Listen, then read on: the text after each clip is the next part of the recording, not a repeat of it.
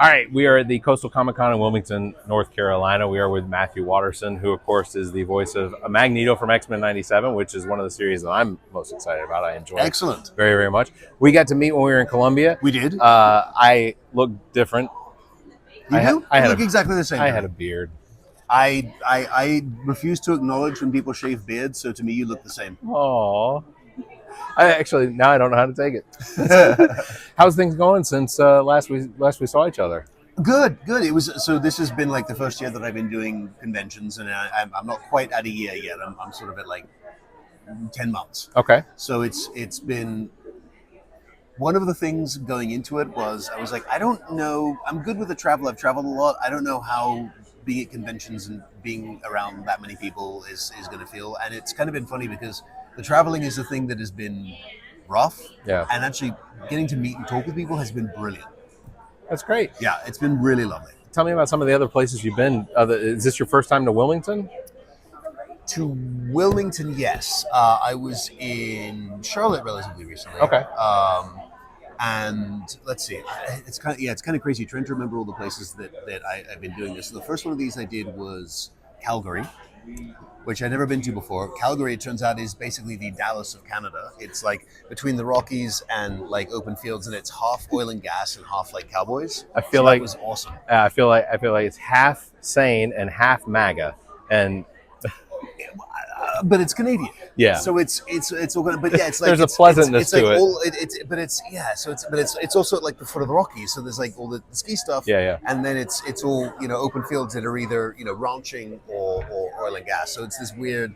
Yeah, it was not a place that I was familiar with, but it was cool. And so I've got to do Calgary and Auckland, New Zealand, and Australia, and Columbus, Ohio, and let's see where else. See, I didn't feel bad for you until you mentioned Columbus, Ohio. That was where Columbus, Ohio. It was funny. Denny was asking earlier, just like, where did you really like? I'm like, Columbus was brilliant. Yeah. Like I'd never been to Columbus, Ohio before. Yeah. And it's a college town. Like the architecture, the houses there are gorgeous. Yeah.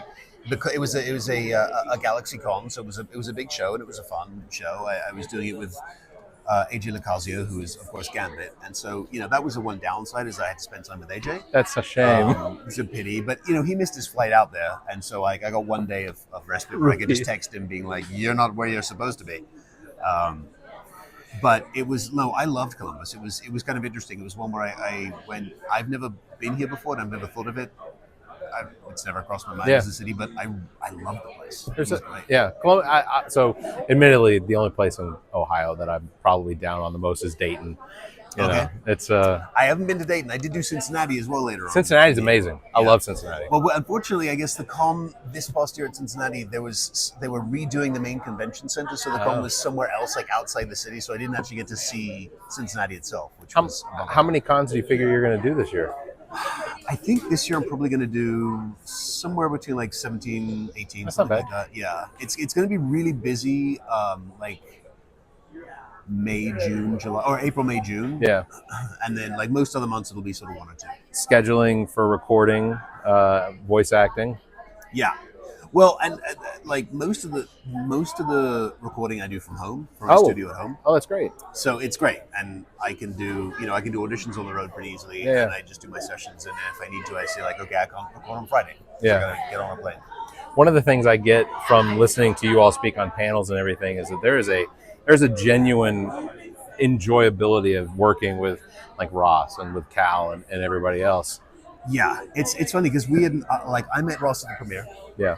And then like a month or two after that, I got a phone call from my agent who said, "Hey, somebody who you're already doing a convention with has a convention in Nashville, and Ross is doing it, but somebody dropped out, and it's not a big con, but are you interested in doing it?" And I said, "Yeah," because I met Ross for 20 minutes and liked him, and I'm like, I would like to go do that con, not necessarily for the con, but because I get to go and hang out with Ross for a weekend. Yeah.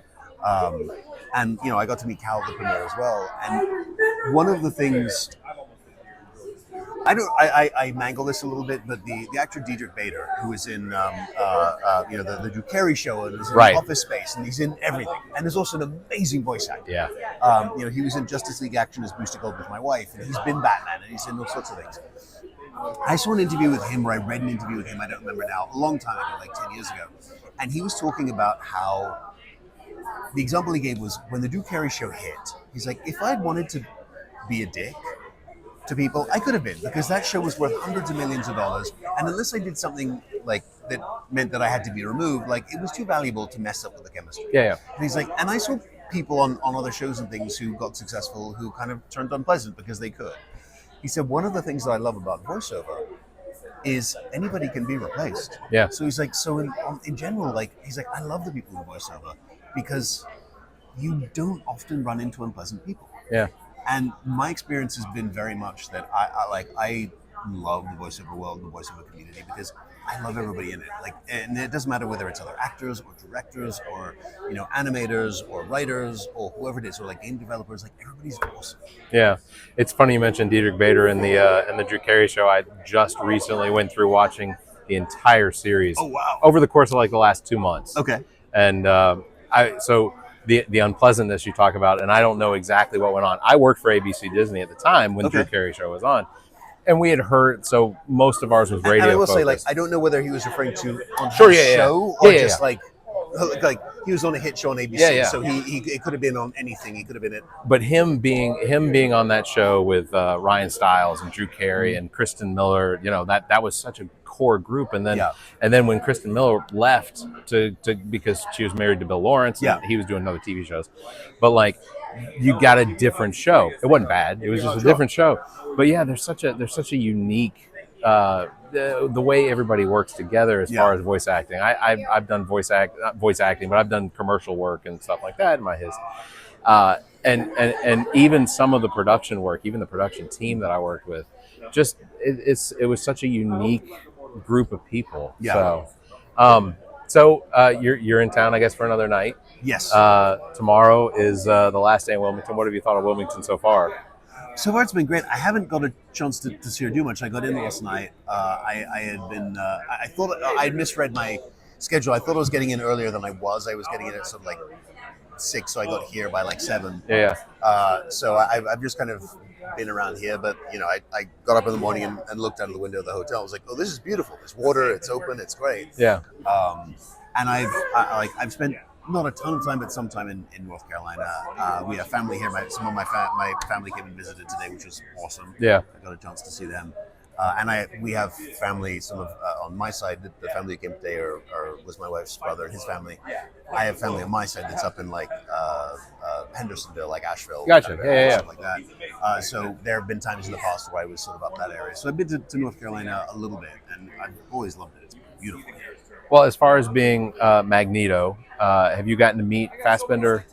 No. No. No, there was a chance. I did one day at Salt Lake Comic Con this year, and I got a phone call ahead of it being like, would you be willing to come back on like Saturday if there was going to be like a photo op with other Magnetos? And I'm like, who?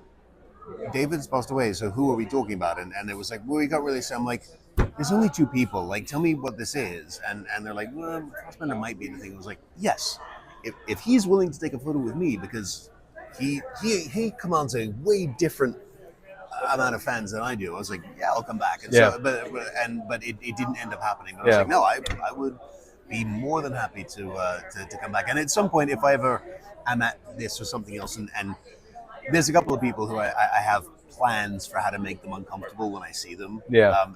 And he and Ian McKellen are 2 of them.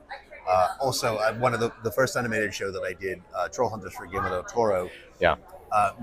My character's father was played by 2 different actors, but originally by Tom Hiddleston, then by James Purefoy. So if I ever see one of them at one of these things, I'm definitely screaming "Daddy" and running and picking him up. Yeah. It's like, I'm older than Hiddleston. Yeah. But I'm just going to run over and pick him up, and if it's Purefoy, I'll do the same. And then probably security will remove me, and I'll be banned from whatever that convention is. But that I in my head, I'm like, nah, I want to go and make it weird. I would appreciate that. Yeah. Yeah. So the last question I'm going to ask, well, second to last question. We know that the whole Avengers and X-Men, that we're moving into this multiverse saga, and I know you probably can't say a lot. You could blink maybe with this eye away from the camera. is there a potential, because X-Men 97 is going to be considered canon in the whole Avengers thing with this multiverse, that I they're don't know if it is it because like originally before the show came out, Marvel, like I think Brad Said Whittenbrough no. was saying that it wasn't. yeah, but they're really trying to make everything to be so attached to this whole network thing. Could we potentially see a cartoon version of Magneto? Again, wink on this side. Look, I can talk about this because I don't actually know anything. Sure. One of the things is that at this point, especially 12 years in or whatever, Marvel doesn't tell us anything they don't have to. Yeah. Because you know, there are a couple of the live action actors who let slip things or had a habit of that, and so I think they've just decided they don't tell us anything. Sure. I think I had said to Ross that like I was like and I could be totally wrong, but I had it in my head, and this might be fanciful, but like if our show had, which was originally supposed to come out in 23, Right. I was like, I feel like if it had come out in 23, there's a better than zero chance that at least maybe like Charles and Eric in their animated forms might have appeared in the Deadpool 3 movie. Yeah. I'm like, I could have seen them, like, because they were playing with that, I could have seen them jumping and at some point having going and having them being able to come up like, what happened? Why are we 2D? What is the world coming? Yeah. Kind of thing for like a split second. And I mentioned it to Ross and he was like, oh yeah, I actually can see that. Missed opportunity. Yeah, but whether anything will be done now, I don't know, like, I gotta be honest, like the people at Marvel who have everything in their head of like the whole multiverse thing, it's at this point they're 25 movies in or something, like it's so complex that I can't, I don't have all of it, and I haven't seen every movie. I've seen most of the Marvel movies, but not all of them, so that I have bits of the puzzle missing. Yeah. I don't know. We'll see. I mean, look, if they call and ask, I am not saying no. Oh, 100%. Yeah. I'm absolutely in for it, but I don't know anything, and they may just be like, that's just one bridge too far, trying to knit that into this thing too. It's so I still like the idea that it's possible. So It'd be fun. one of the things we do on our podcast that we ask our guests is we have 7 questions that we ask every guest. Okay. Just gonna ask you one of those. If your life were to be a movie, what would the opening soundtrack, the opening title song be? Probably the theme from Benny Hill. That's good. That's good. Yeah. Well, you grew up in the 90s, right? That was I was 80s and 90s. Yeah. So Benny Hill was pretty popular. Yeah. On repeat. So very good. And look, that opening sort of clown car sound, clown car music. Yeah. Is I feel like I hear that playing in my head just a lot of the time in my day-to-day life, when things are happening in the back of my head. I'm just like, yeah. Okay. That's fantastic. It makes sense. Well, Matthew, I really appreciate it. Okay, man. And thanks for coming on Pleasure. again, Thank you because for having we love. We were so excited to find out you were going to be here again. Thank you so much. It's great. It was awesome in Columbia. So thank you very much again. Absolutely, man. All right, buddy.